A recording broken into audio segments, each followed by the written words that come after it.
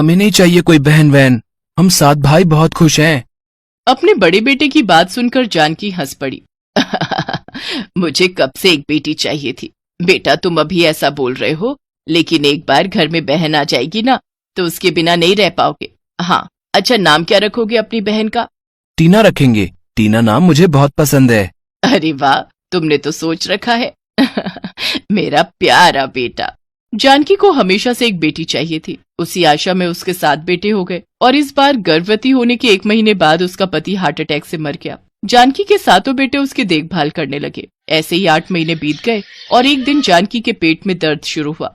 आह आह आह, लगता है मेरी डिलीवरी होने वाली है, मुझे अस्पताल ले चलो, मुझे अस्पताल ले चलो। उसके 7 बेटे उसे लेकर अस्पताल की ओर भागने लगे। घर से अस्पताल जाने के लिए एक जंगल से गुजरना पड़ता था और जंगल के इस पार कोई गाड़ी भी नहीं आती थी। जानकी का बड़ा बेटा श्याम माँ को गोद में उठाकर अस्पताल की ओर भाग रहा था।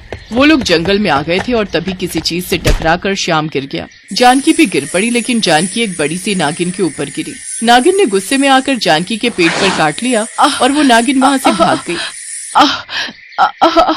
उसने मुझे काट लिया, बहुत दर्द हो रहा है। बेटा, मेरी होने वाली बच्ची को बचा लो।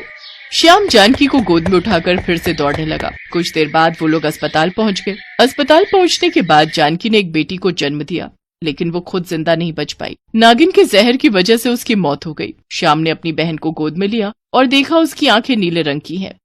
डॉक्टर साहब, इसकी आंखें हमारी तरह क्यों नहीं है? बेटा, यहाँ बहुत कम बच्चों की आंखें नीली होती हैं।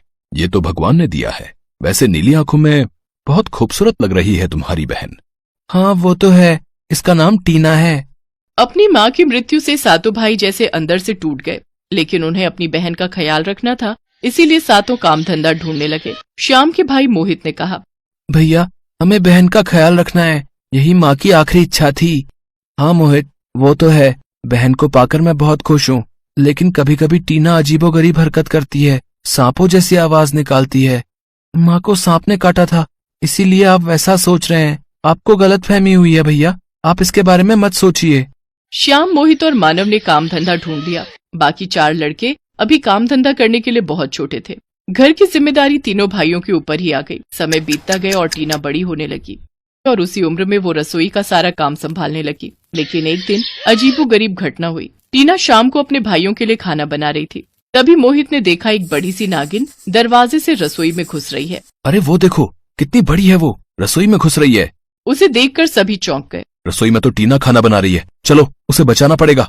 वो लोग दौड़कर रसोई में गए, लेकिन वहां जाकर वो लोग जैसे बेबस हो गए। उनके हाथ पैर और बोलने की क्षमता जैसे रुक गई। उन लोगों ने देखा वो नागिन टीना के सामने अपना फन फैलाए बैठी है और टीना उस नागिन की आंखों में देख रही है, जैसे कि दोनों के बीच में कोई बातचीत हो रही हो। कुछ देर ऐसे रहने के बाद वो नागिन खिड़की से बाहर चली गई। बहन, तुम्हें चोट तो नहीं लगी? नहीं भैया, मुझे कुछ नहीं हुआ। लेकिन इतनी देर वो नागिन यहाँ क्या कर रही थी? पता नहीं, जैसे कि वो मुझसे बात करने की कोशिश कर रही थी, जैसे कि वो मुझे बोल रही थी कि मैं उसी की बेटी हूँ। ये बकवास है, ये तेरा सपना है टीना। एक नागिन बात कैसे कर सकती है? पता नहीं भैया, मुझे कुछ नहीं पता। ये बोलकर टीना रोने लगी। श्याम ने उसे चुप कराया। टीना सो गई तब श्याम ने सभी से कहा, मुझे पहले से ही शक था, हमारी बहन के साथ सांपों का कुछ लेना देना है, नहीं तो उसकी आंखें नीली क्यों होंगी? अब मुझे भी ऐसा ही लग रहा है भैया, नागिन ने माँ को पेट पर ही काटा था। क्या इसीलिए टीना इच्छाधारी नागिन बनकर पैदा हुई है? ये सब क्या बकवास कर रहे हो आप दोनों? भैया, इच्छाधारी नागिन कुछ होती है क्या? मैं तो नहीं मानता। इस दुनिया में ऐसी बहुत सी चीजें हैं मानव, जिनके बारे में हमें कोई आइडिया भी नहीं है। लेकिन मैं और कुछ सोच रहा हूँ। अगर टीना इच्छाधारी नागिन हुई तो हमें संभल कर रहना होगा। कभी भी हमारे घर पर हमला हो सकता है। ये लालची इंसान पैसों के लिए कुछ भी कर सकते हैं। बातचीत करने के बाद सभी सो गए। तभी अचानक से टीना जग गई, लेकिन वो अपने होश में नहीं थी। वो बिस्तर से उठ गई और अचानक से एक नागिन में बदल गई।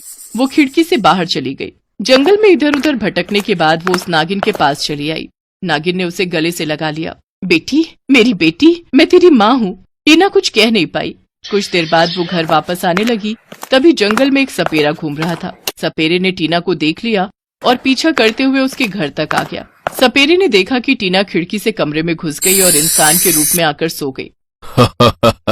आज तो मजा ही आ गया। इसे बेचकर बहुत पैसा मिलेगा। मैं कल इसे बंदी बनाने आऊंगा।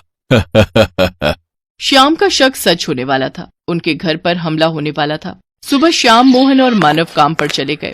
बाकी 4 भाई इधर उधर भटकने लगे। टीना घर में अकेले काम करने लगी, तभी वहाँ वो सपेरा चला आया। आज तुझे मैं कैद करके रहूंगा। उस सपेरे ने टीना को एक बक्से में कैद कर लिया।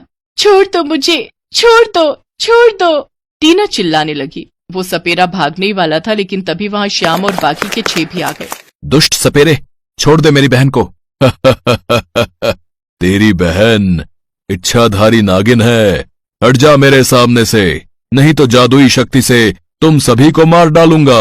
सपेरा भागने लगा। सातों भाई बस बेबस होकर देखने लगे। टीना रोती रही और तभी वहाँ वो नागिन आ गई। रुक जा दुष्ट सपेरे, तेरी मौत मेरे हाथों लिखी है। ये बोलकर नागिन ने सपेरे को डस लिया।